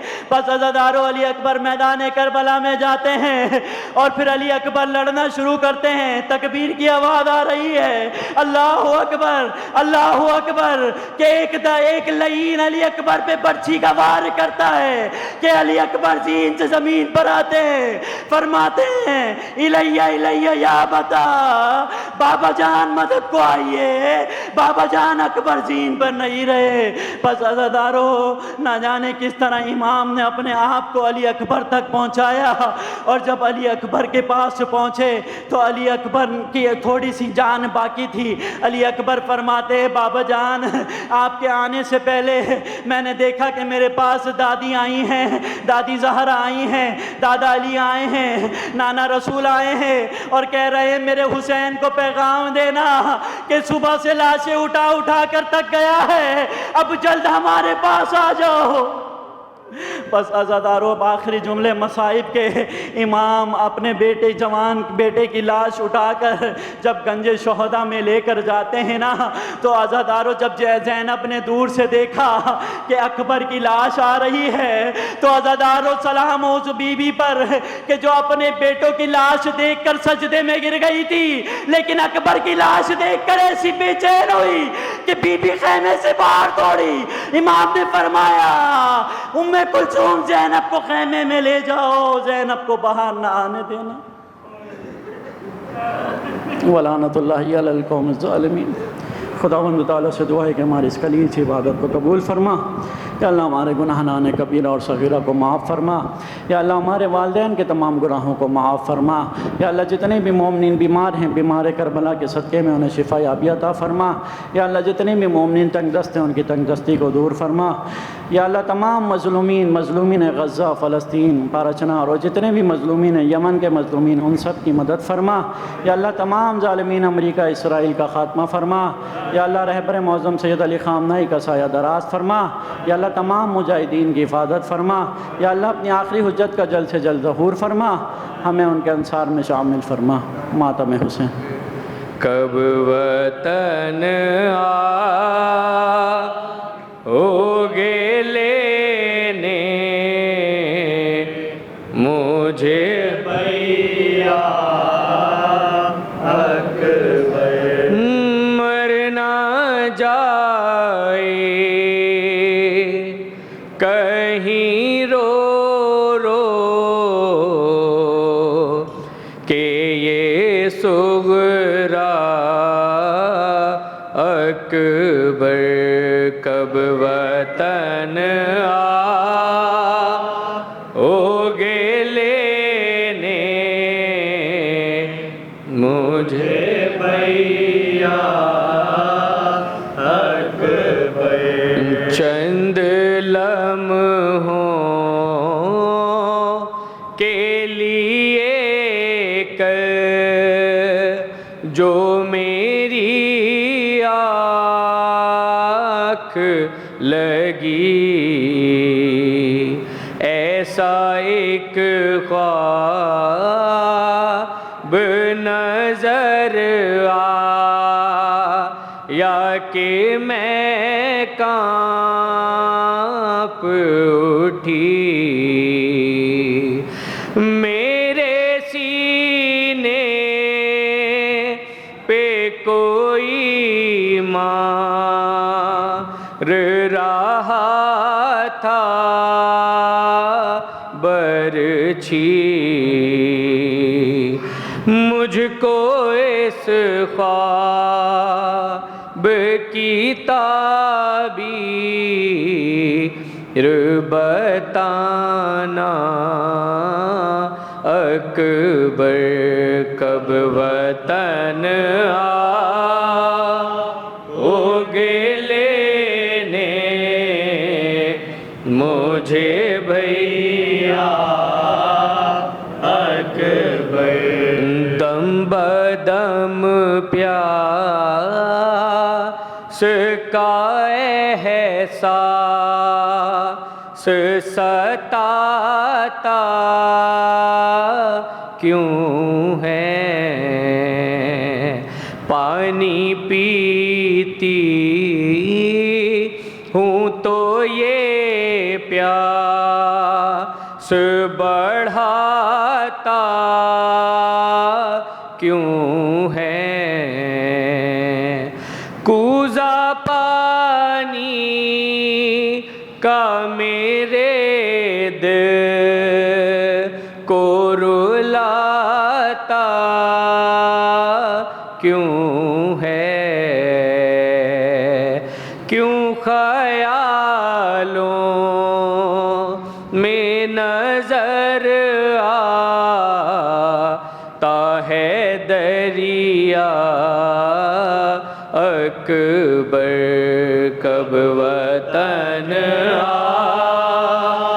آؤ گے لینے مجھے بھیا اکبر. ایک پرندہ ابھی آیا تھا یہاں خون میں تر، گھر کی دیوار پہ بیٹھا تھا جھکائے ہوئے سر، دے رہا تھا وہ مجھے کو مصیبت کی خبر، خیریت سے تو ہے پردیس میں کنبہ اکبر. وطن آؤ گے لینے مجھے بھیا اکبر. سب کو میں دیکھ لوں بھیا یہ دعا کرتی ہوں، راہ یثرب کو میں دن رات تکا کرتی ہوں، بس اسی ایک تمنا پہ جیا کرتی ہوں، اس مدینے میں میرا دل نہیں لگتا اکبر. کب وطن آؤ گے لینے مجھے بھیا اکبر. کون تھا جا کہ جو صغرا سے یہ کہتا انور، اس پرندے نے سنائی تھی یہ پردرد خبر، بہہ گیا خون کے سیلاب میں بی بی تیرا گھر، کیسے آتا تجھے لینے تیرا بھیا اکبر. کب وطن آؤ گے لینے مجھے بھیا اکبر. یہ کہتی تھی ماں صدقے اصغر تمہارے، یہ کہتی تھی ماں صدقے اصغر تمہارے، یہ کہتی تھی ماں صدقے اصغر تمہارے.